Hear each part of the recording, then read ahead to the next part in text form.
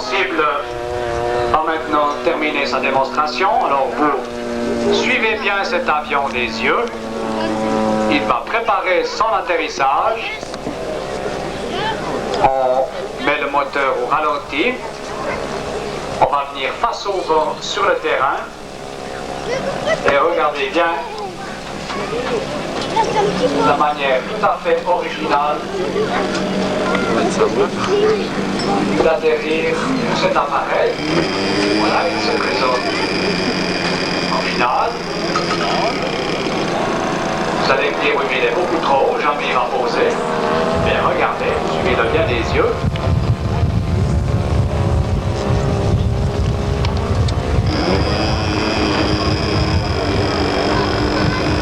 Et aux surprises, il y avait sur l'appareil une petite trappe qui s'est ouverte.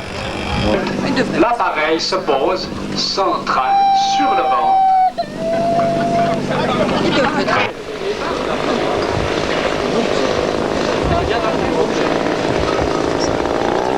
Regardez si c'est long et si c'est majestueux, ce Mauboussin qui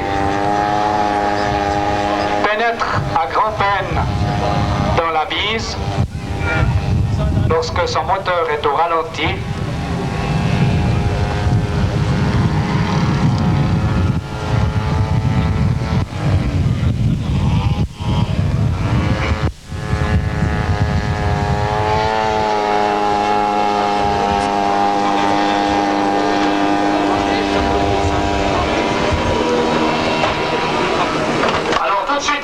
L'atterrissage de ce modèle qui est maintenant en courte finale dans l'axe de la piste. Regardez bien l'atterrissage. Face au vent. On se laisse descendre, on arrondit et on se pose comme une fleur. Regardez si c'est bon. C'est fantastique. C'est réaliste jusqu'au bout. Il faut se poser comme un vrai. Et il l'a très bien fait. Alors maintenant, au roulage sur la piste, un très gros appareil.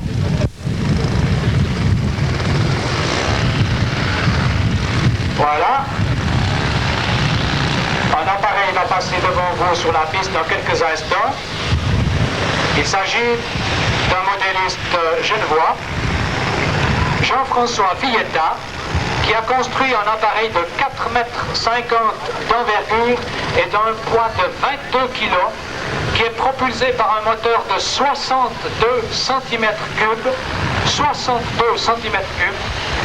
Cet avion a suspendu sous son aile, à gauche de l'appareil, un appareil photographique professionnel. Et Jean-François Villetta, que l'on a surnommé Jeff, s'est spécialisé maintenant dans la photo aérienne, c'est-à-dire qu'il a fondé une société et il est à disposition des entreprises ou des privés qui lui demandent de faire des photos aériennes pour un prix relativement modique, puisque la mise en œuvre d'un appareil modèle réduit est de faire de la photo aérienne. Jeff se contentera aujourd'hui de photographier le terrain avec le nombreux public tout au long du terrain, et probablement qu'il nous enverra toutes ces photos souvenirs afin que nous puissions les mettre dans l'album de club.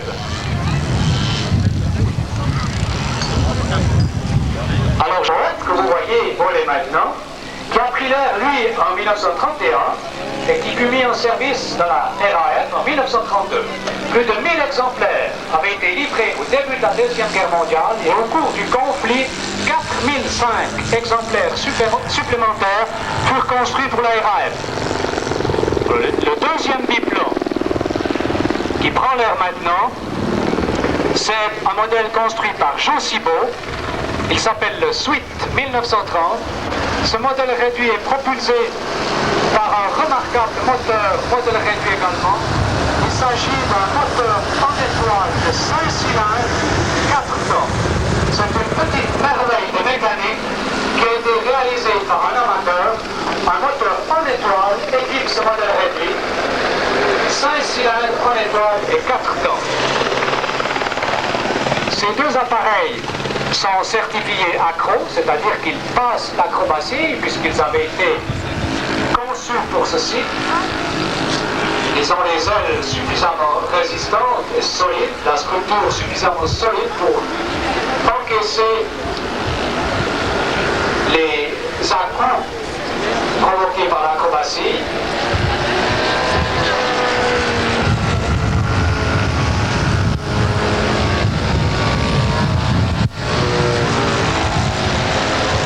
Et ces biplans volent comme des biplans, c'est-à-dire sont très sensibles au vent du fait de leur grande surface portante.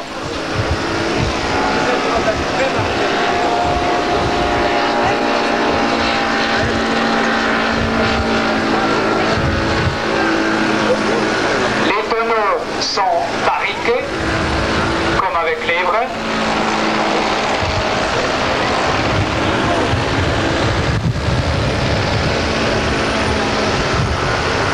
Et ces biplans étaient des avions vraiment, et sont encore, pour ceux qui volent encore en Suisse et dans le monde, des appareils merveilleux.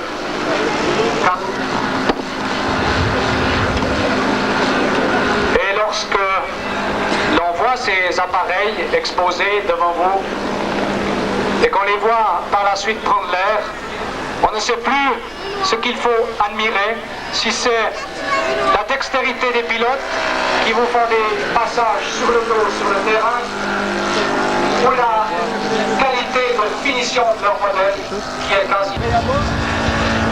C'est un travail parfait, un travail d'horloger auquel se livrent ces modélistes.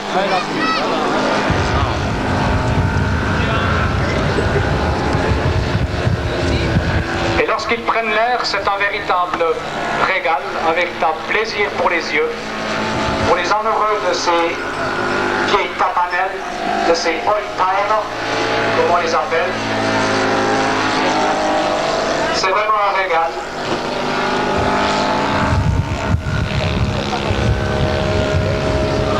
On est replongé dans les années 30.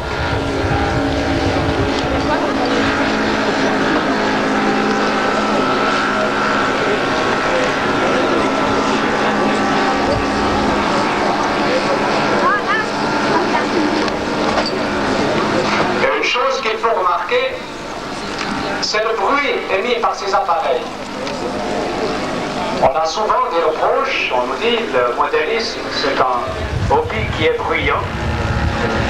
Je crois que nous essayons tout au moins de vous démontrer que pour certains modèles c'est le cas, oui, mais ces modèles ne volent pas en Suisse. Pour les modèles qui volent chez nous, nous essayons, dans la mesure du possible, d'avoir des moteurs silencieux. Et vous remarquerez que certains appareils, allemands ou français, sont beaucoup plus bruyants que les nôtres, parce que ces modélistes ne sont pas soumis à des normes aussi sévères que chez nous. Et leurs appareils peuvent émettre un plus grand nombre de décibels que chez nous.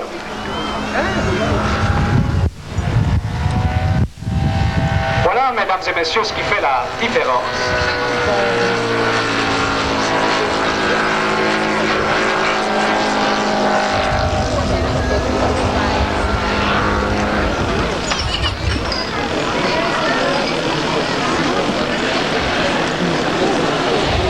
Atterrissage de Josibo.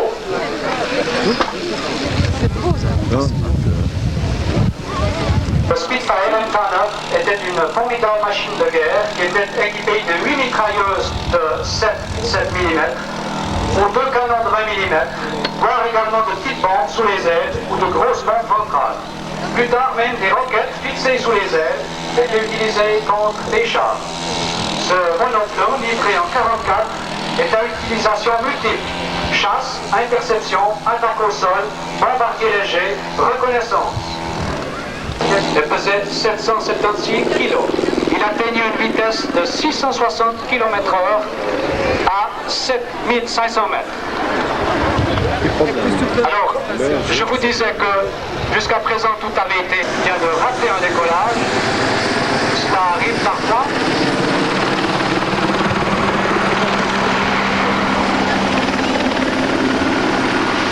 Rassurez-vous, cela sera certainement sans gravité pour l'appareil. On va tout simplement vérifier que tout soit bien en ordre, essayer de remettre le moteur en route et de repartir pour un vol avec ce modèle. Pour autant que les quelque peu chahuté au décollage, il a été soulevé par le vent légèrement de travers et il s'est retourné sur le dos dans la haute herbe, ce qui aurait été catastrophique pour un appareil grandeur, mais sans gravité pour un modèle réduit, beaucoup plus léger.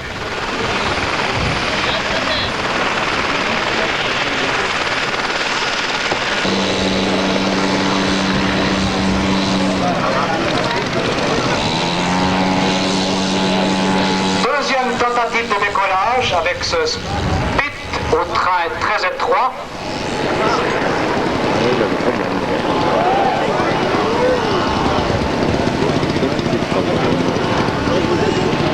Monsieur Cronenberg se crée quelques frayeurs.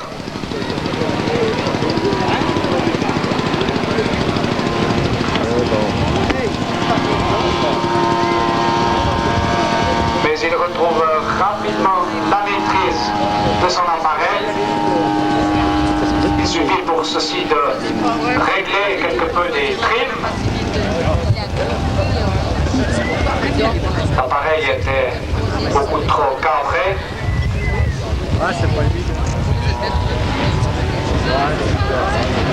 Voilà, il revient plein pot sur le terrain, droit de face, faire un passage. Il n'a pas rentré son train. Il a probablement quelques problèmes avec un servomécanisme suite au premier décollage. Et il ne semble pas vouloir ou ne pas pouvoir plutôt rentrer son train, à moins que par mesure de sécurité, il préfère faire son vol train-sortie, puisque vous en verrez la démonstration tout à l'heure.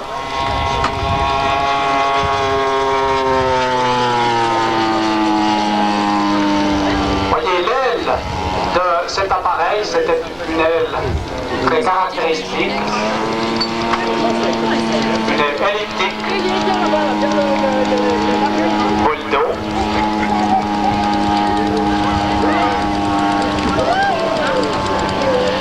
Et on remonte pour reprendre un peu de vitesse.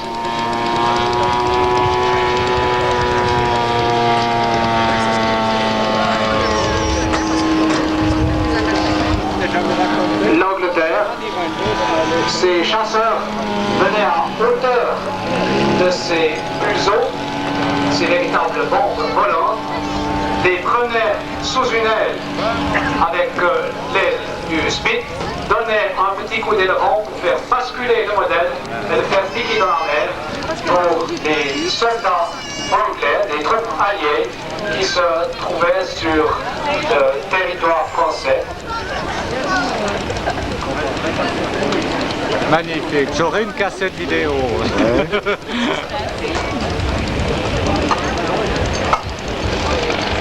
Alors, atterrissage du Blitz.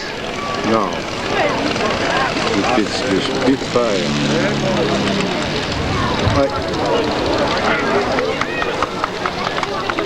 Alors, l'atterrissage, lui, il était bien un travail considérable qui a été fait sur cette maquette. Il s'agit d'un très célèbre chasseur, le P6.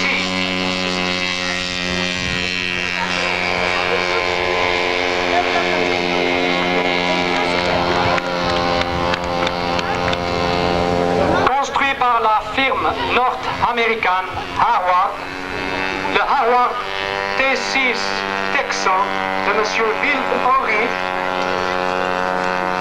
qui a même été jusqu'à reproduire au plus près le réalisme du bruit, puisque vous aurez l'occasion de voir tout à l'heure voler le véritable T6 et vous pouvez comparer. Passage train rentrée du T6, avion d'entraînement bien connu sur lequel des milliers de pilotes se sont exercés dans bien des forces aériennes, toujours en service en 1970 alors qu'il datait de 1938, robuste, d'un entretien facile. Cette machine était de 650 chevaux, sa vitesse était de 250 km/h.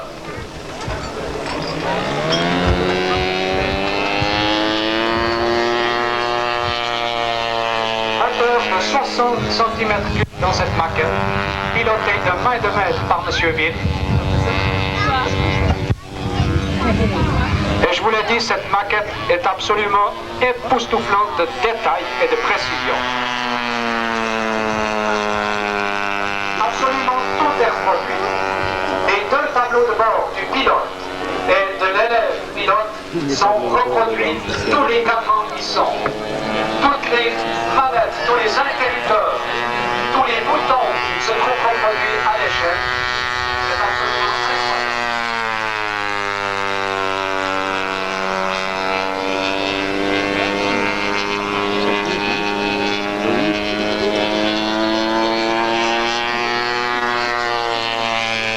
et M. Wild ne construit que des maquettes de ce genre. Elles sont en position maintenant statique en route vite. Vous allez voler tout à l'heure.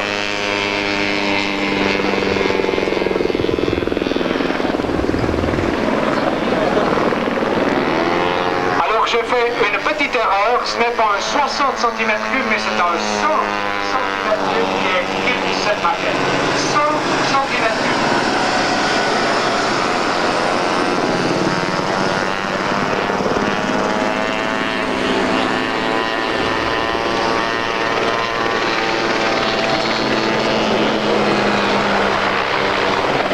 Ça, c'est une démonstration, mais de toute beauté. La précision et la maîtrise de pilotage de M. Ville sont vraiment admirables. M. Perrin, qui tout à l'heure va piloter le véritable T6, appréciera. Vraiment, c'est une très belle maquette.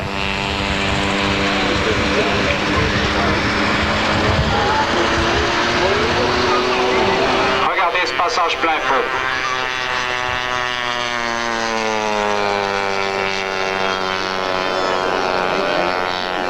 Et vous avez vu, le pilote vient de sortir le train.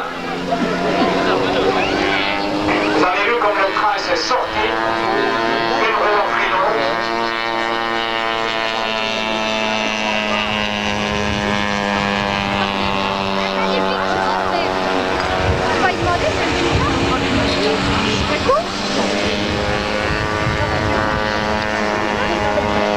Les passages sur le terrain vous auront permis d'admirer la grande verrière de cet appareil. Vous verrez tout à l'heure sous le réel. Il y a une très très grande verrière, ce qui donne une bonne visibilité aux deux personnes qui se trouvent à bord. Atterrissage du T6. Admirez ça, c'est toute beauté. Petite glissade, on se met dans la piste, on laisse venir. On arrondit au dernier moment et on pose.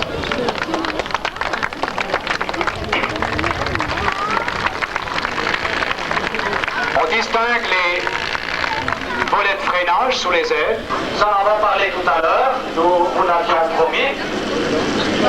Le très célèbre Fokker triplant du baron rouge von Richthofen est venu à Yverdon-les-Bains. Il se trouve maintenant en bout de piste. Vous vous trouvez maintenant en pleine guerre 14-18.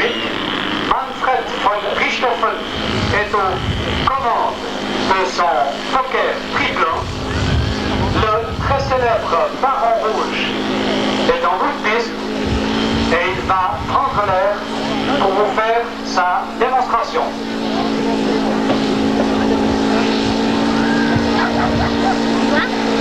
Ce Fokker triplant TR1 sera piloté par M. Cronenberg.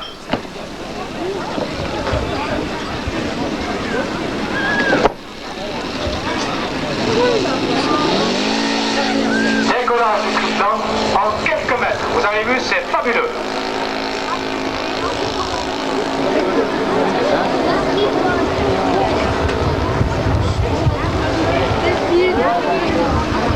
Reproduction exacte de l'avion de Manfred von Richthofen, le célèbre Baron Rouge.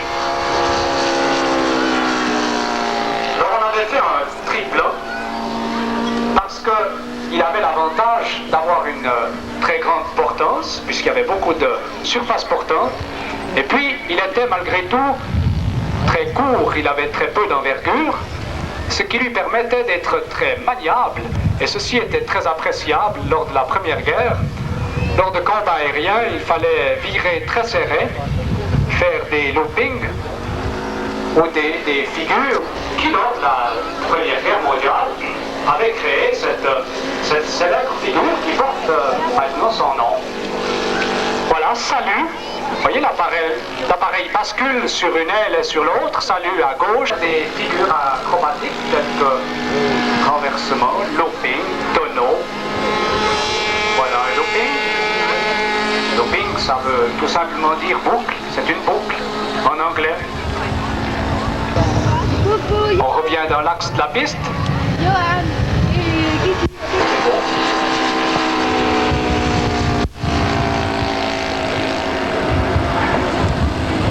Et j'insiste toujours sur le bruit que font ces appareils, car souvent les modélistes sont mis au banc de la société, sont considérés comme des gens trop bruyants. Eh bien, mais là, on commence à l'entendre. Bon, là, il a coupé le moteur. Il est au ralenti. Il va poser.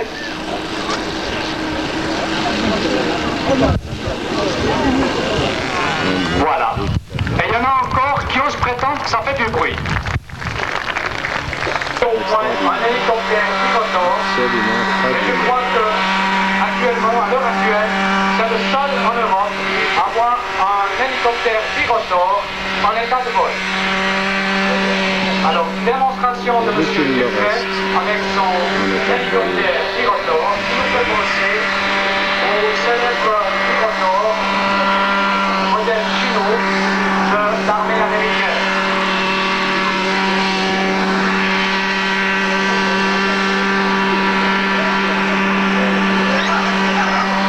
Une difficulté de réglage et de pilotage extrême.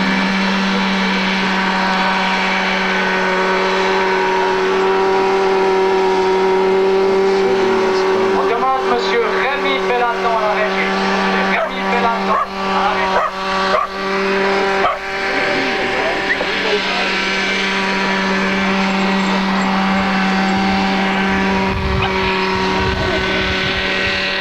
Alors pour ceux que cela intéresse, un hélicoptère grandeur, très semblable à celui-ci, comme je vous l'ai dit, le célèbre Chinook de l'armée américaine, sera à nouveau présent à Paix la semaine prochaine lors du grand meeting international rassemblement d'avions à Paix. Un hélicoptère de ce genre, mais grandeur, sera présent.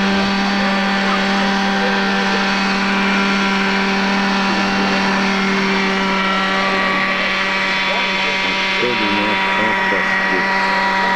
Alors avec un hélicoptère Pirotor, on ne compte pas que les difficultés de réglage des rotors, et c'est vraiment très délicat à mettre au point, très difficile à maîtriser et à faire voler.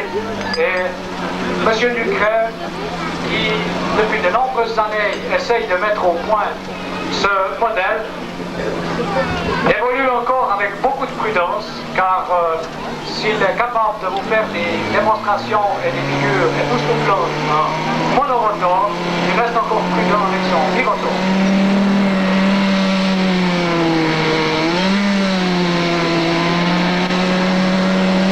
Alors, on me prie de vous signaler que l'hélicoptère de la maison Elog est toujours à disposition des personnes qui veulent faire un vol de plaisance ou un baptême de l'air. Je rappelle les prix, 40 millions.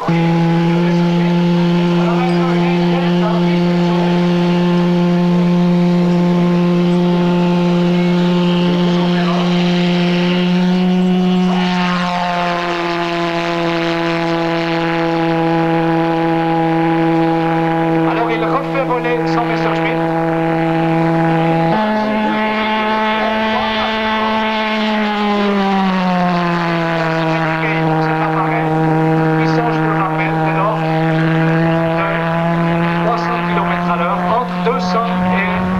250 et 300 km à l'heure pour les passages